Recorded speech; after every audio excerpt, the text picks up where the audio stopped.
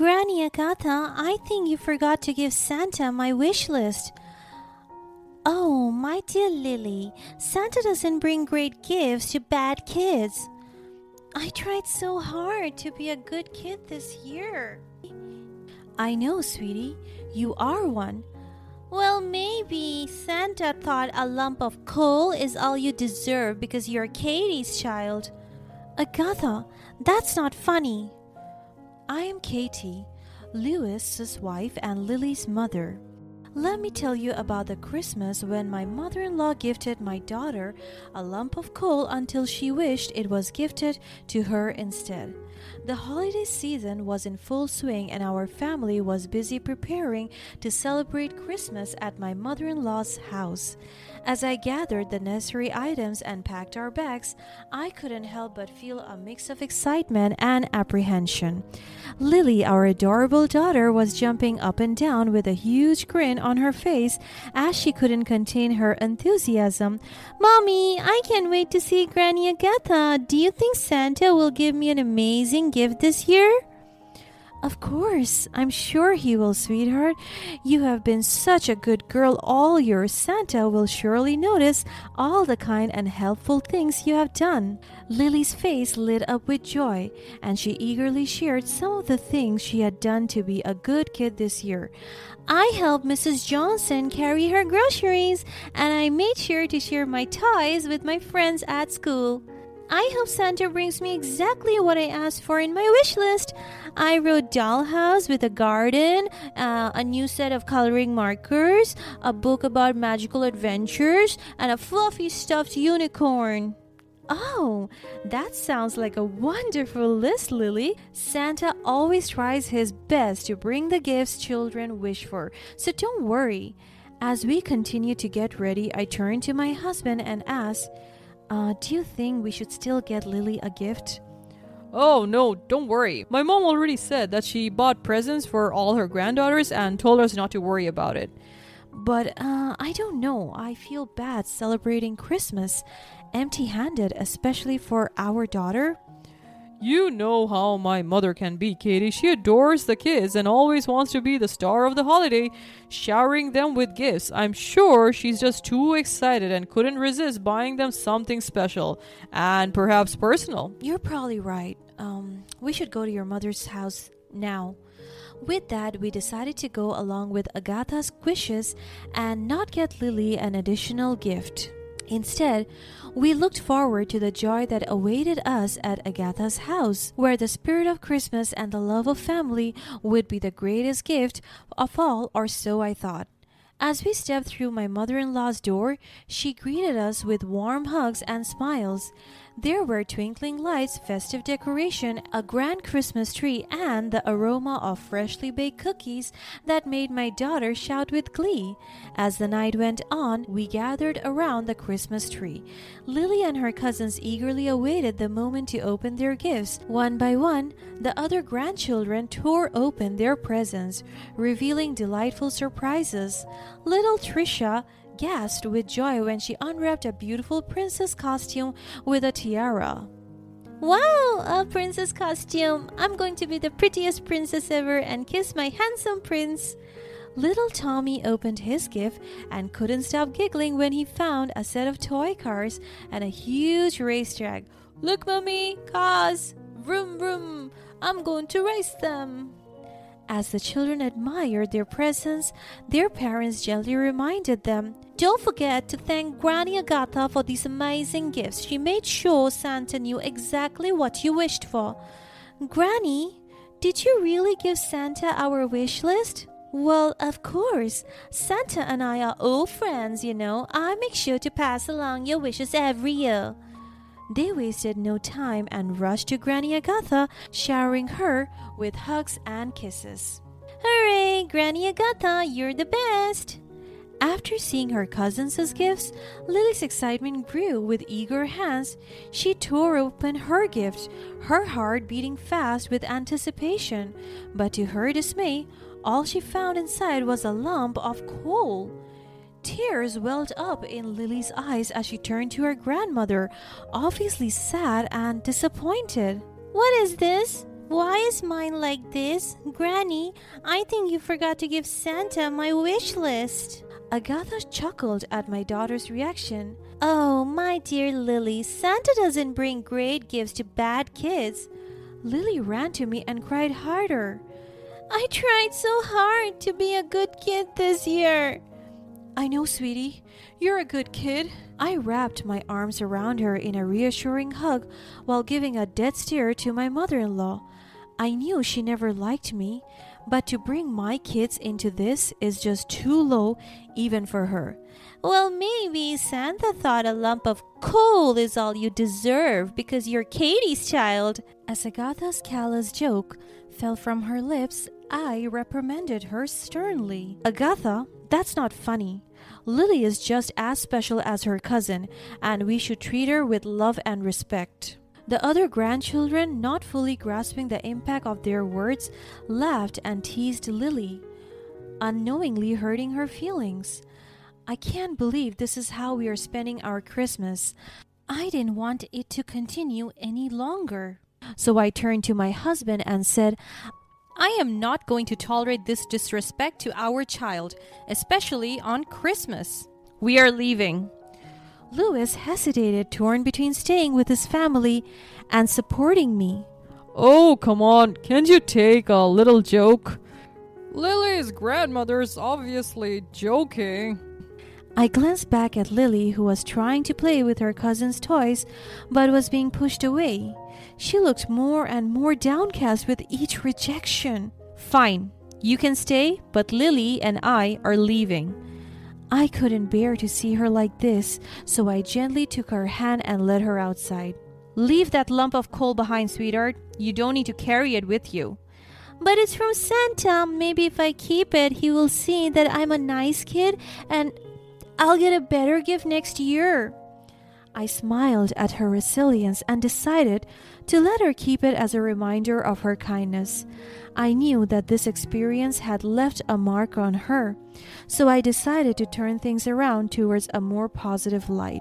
We went to a nearby mall so I could give Lily some gifts to make up for that disappointing gift from her grandmother. All right, my little elf, let's find some special gifts just for you. As we were about to put loads of toys in our cart, the snow started to fall heavily, causing a snowstorm. We took a peek out the window and saw how the streets were covered in a thick blanket of snow. It was clear that we wouldn't be able to go home anytime soon, but to our relief, the mall had a power generator and the stores remained open. Meanwhile, back at Agatha's place, the power outage had plunged the house into darkness. All the appliances were electric, and with the power gone, they had no means of cooking or keeping the food fresh. This is a disaster. The food is going to spoil, and there's nothing we can do. Maybe we can find some candles or something to at least have some light. What a mess! And on Christmas Day of all days? Back at the mall, Lily and I were enjoying the Christmas spirit with games and laughter. The people who were stuck inside the mall with us decided to make the most out of it and turned it into an impromptu Christmas party with games and activities for the children to enjoy. Lily's eyes lit up with excitement as she saw a group of kids gathered for a sack race. The mall staff had used large plastic bags and the children hopped around inside them, giggling and cheering each other on. The kids were so cute, wobbling their way towards the finish line. The mall staff continued to surprise everyone with a makeshift art and craft station where kids could create Christmas-themed decorations and a friendly face painting booth that transformed little ones into snowmen, reindeer, and elves. It was heartwarming to see the joy and camaraderie among the children despite being strangers only moments ago, a stark contrast to what Lily felt with her supposed family a while ago. Looks like we have stumbled upon a winter wonderland, haven't we, Lily? Yes, Mommy, this is so fun and I want to keep playing. As the snowstorm raged outside, the temperature inside Agatha's house continued to drop. The children huddled together for warmth, their little faces growing paler with each passing moment. Granny Agatha, it's so cold. The fire in the fireplace is burning out. Can't you see that the power is out? We don't have any way to heat the house. Stop whining. We're all suffering. But I'm freezing. Can't you do something, Granny Agatha? I gave the last of the coal to Lily, and there is no more wood for the fireplace. There's nothing I can do. Now keep quiet. The children's cries of discomfort and frustration echoed through the house, and Agatha's patience began to wear.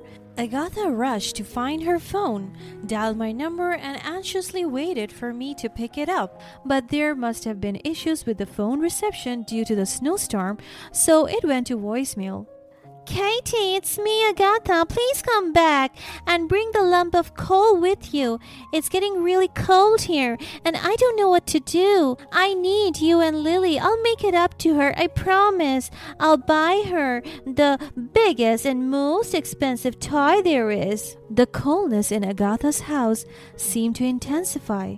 The children sniffed, but they continued to shiver in the cold, with cries even louder than before. Agatha, annoyed by their persistent cries, decided to take drastic measures. In a moment of frustration, she grabbed the gifts she gave her grandchildren earlier and threw them into the fireplace, hoping to generate some heat. There! Happy now? Can you please shut up now? The children's cries only grew louder at the sight of their cherished presents going up in the flames.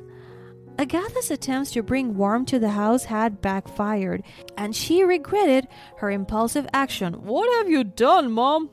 You ruined our gifts. Why did you do that, Grandma? I hate you. The children continued to cry, feeling upset and disappointed by the loss of their gifts. Agatha realized that her anger had only made things worse, and she wished she could turn back time and handle the situation differently. For Lily and I, we received a pleasant surprise. The mall manager recognized the inconvenience caused by the weather and wanted to make Christmas memorable despite the circumstances. So he decided to spread some Christmas cheer by giving gift certificates to all the children stuck inside the mall. Ladies and gentlemen, we know the weather outside is frightful, but we want to make your time here delightful. As a special treat, we are giving all the children gift certificates to our toy store. Let's bring some joy to this snowy day. The mall manager handed out the gift certificates, and Lily clutched hers tightly in her hands. Look, Lily, you get to buy a toy from the toy store. Really, Mommy? Can I get anything I want? Yes, sweetheart, anything you want. Lily led me to the toy store where the options seemed endless. Lily's mind was buzzing with the possibilities as she carefully considered her choices. I want something really special, something big and magical. She explored the aisles, looking at the dolls, action figures, and games, but nothing quite captured her imagination like the display in the corner of the store. Mommy, look! It's the ultimate adventure castle! It's huge! And it has knights and dragons and secret passages. Can I get that? Oh, Lily, it's amazing. Are you sure that's what you want? Yes, Mommy. This is the best Christmas ever. That smile on her face, knowing she got the gift she deserved, it's such a beautiful sight to see as a mother. Back at Agatha's house, the atmosphere had grown literally and figuratively cold. I'm so sorry, kids. I didn't mean to hurt you or ruin your Christmas. It was all a mistake. I wish I could do something to make this better. Agatha's heart sank as she saw the pain and disappointment in her grandchildren's eyes. The once warm and loving relationship she had with them had now turned icy cold. They no longer ran to her with open arms, seeking her comfort and affection. Instead, they gave her the silent treatment, avoiding any interaction with her. Uncle Lush, Granny Agatha said we would have a great Christmas, but it's awful. I hate it here. Yeah, we're freezing and hungry, and she's the reason why. I don't want to see her or even talk to her anymore. Agatha's heart broke as she witnessed the extent of the hurt she had caused. She felt like the Grinch who stole Christmas, but in her case, she had unintentionally stolen her grandchildren's joy and excitement. As the snowstorm finally subsided, I noticed the missed voicemail on my phone from Agatha. Without a second thought, I bundled up Lily and rushed over to Agatha's house. When we arrived, the house was still cold and dark. Lily took the lump of coal and handed it to me. "Mommy, can we put this in the fireplace? Maybe it will help Grandma." I smiled at my daughter's kind heart and placed the lump of coal in the fireplace. As the flames flickered to life, the warmth slowly returned to the house. Agatha was embarrassed but grateful. "Thank you for the coal." The tables had turned as well for the children. Agatha's other grandchildren now saw Lily's ultimate adventure castle with envy. They were now the ones pleading with Lily to let them play with it since theirs were now burnt and gone. The following Christmases, the family dynamic was vastly different. Agatha felt too humiliated and traumatized by her past actions to spend the holiday with us or her other grandchildren. Instead, she chose to spend it alone. My house now became the new favorite gathering place for the grandchildren. They all loved the warm and welcoming atmosphere in my house, the same feeling I longed for in Agatha's. And so, I hope my mother-in-law finally understands how even a lump of coal can light up the darkest hearts and warm up the coldest souls. Now, that's a Christmas miracle.